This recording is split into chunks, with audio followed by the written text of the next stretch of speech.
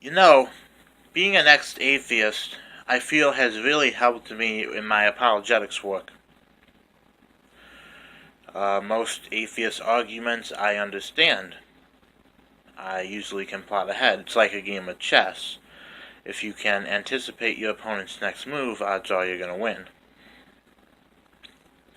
But perhaps one atheist argument that is present today, and I hear a lot, that I never really even would have used as an atheist, is the argument that God is an evil, homicidal maniac. I'm sure you've all heard this one, and this is a very interesting one.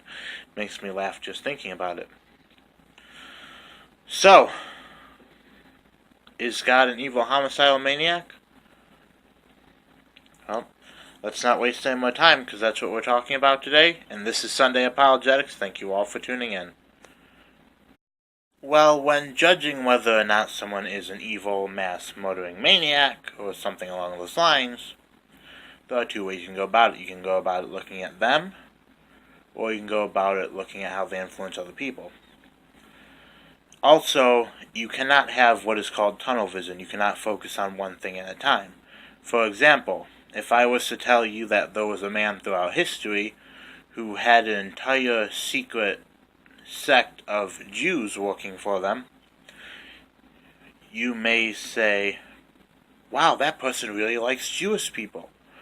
But if I was to tell you that that person was Adolf Hitler, all of a sudden you would realize your error. Adolf Hitler certainly did not like Jewish people, but yet he had a sect of Jewish people working for him. True story, look it up.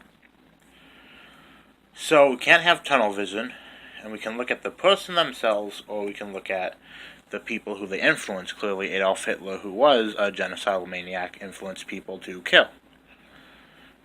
Very rarely, practically unheard of, is it that an evil genocidal maniac will inspire people to not kill, to do the exact opposite, because that would be a conflict of interest.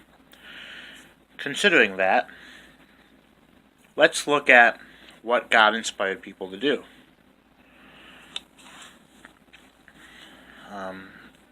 The atheists all like to throw it in our faces about evil things that Christians have done.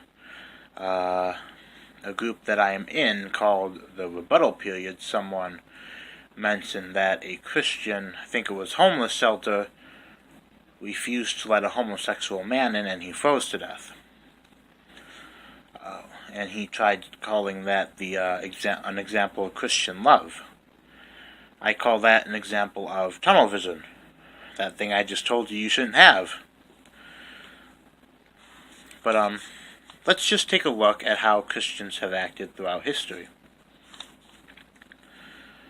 Clement of Rome recorded a very interesting phenomenon. Christians were selling themselves into slavery. Why? What reason did people who follow an evil genocidal god have for selling themselves into slavery? Well, the reason is to help the needy. To help the needy. That's why they did it. Clement of Rome is a historian who records Christians selling themselves into slavery in order to help the needy, basically. What an odd thing for people to do if they follow an evil genocidal god. Another thing is that Christians were heavily persecuted, and they weren't known to fight back. They were known to be very peaceful about it, sometimes even accepting their martyrdom. An Oxford historian by the name of Robert Lame Fox said, quote, "During the years of persecution, Christians are not known to have attacked their pagan enemies. They shed no innocent blood except their own." People who follow an evil genocidal god not fighting back? There must be an explanation for this. I know. They follow an evil genocidal god, and they were trying to appease the god with their own death. Yeah, that must be the solution. That must be why. Right? Another thing throughout history that was around was something called the gladiator games. You all know this. This was a big thing in entertainment back in those days. Christians, however, wanted nothing to do with the gladiator games. Christians wanted to see them abolished. As a matter of fact, oh boy, I'm going to butcher this name. Marcus Minkus Felix records a 3rd century criticism of Christians. Hold on a second here. He criticizes the Christians, saying, "You do not take part in our shows. You take no part in our processions.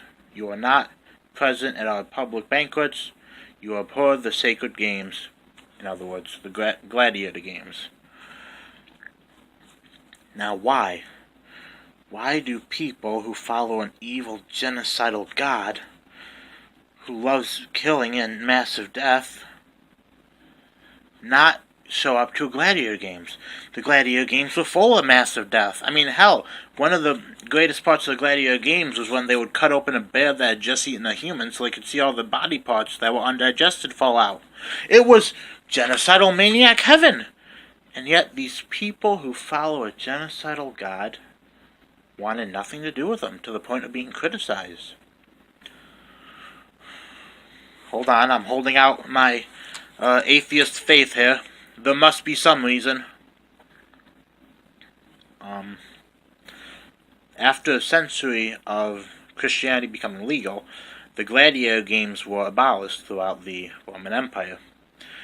William Lacy, who is a historian, had this to say, quote, "There is scarcely any single moral reform so, can't read my own handwriting, important in the moral history of mankind, such as the suppression of the gladiator games. A feat that we almost exclusively must ascribe to the Christian Church." This just can't be right. People who worship an evil genocidal god are not only not showing up to a festival of mass death, but are also stopping it? I must say my atheist prayers. Dear King Kong, please, through your power of evolution, help me to evolve to understand why this is so. May you crush my disbelief with the same force as you have crushed those planes that were trying to shoot you on the Empire State Building. These things we pray. In Godzilla's name. Ooh ooh. Ah ah. Sorry, but as an atheist, I like to say my atheist prayers too, so I can evolve, hopefully, to understand. Must be something. Oh. Another fun fact is that there was a common practice that was rather grotesque in the Roman world. It was infanticide. If a baby was not wanted, it was left to die, or just sometimes thrown out onto a mountain to die or there. However, Tadeke, probably butchering that name again, Tadeke, who was an early Christian teacher, said, quote, "You shall not murder a child with abortion or kill that which is born." I can just imagine unacceptable Babbitt getting flashbacks to our abortion videos. In the 4th century, Christians invented orphanages. In the same century, they invented hospitals and hospitals for the mentally ill. Medical historian by the name of Philling Arison had this to say on the matter. The chief glory of medieval medicine was undoubtedly the organization of hospitals and sick nursing grounds, which had their origins in the teachings of Christ. I just can't take it anymore, ladies and gentlemen. I don't understand. Atheists have been telling me for the longest time that God is an evil, genocidal, murdering maniac, and yet all of his followers seem to be against that. Stephen Hawking. If you are up there... Oh, wait, he was an atheist who didn't believe in the afterlife. That's right. Either way, there's still hope. I mean, like I said, there's two things you can look at. You can look at someone who's a person. You can look at the people they inspire. All we did was look at the people God inspired. It's possible God himself was an evil maniac who killed people. And to all you atheists out there who believe that, to that I say, like, subscribe, do all that good YouTube stuff. And whatever you do, be back here next week when we'll be discussing and looking at God in a moral light here in the Twilight Zone. I mean Sunday Apologetics.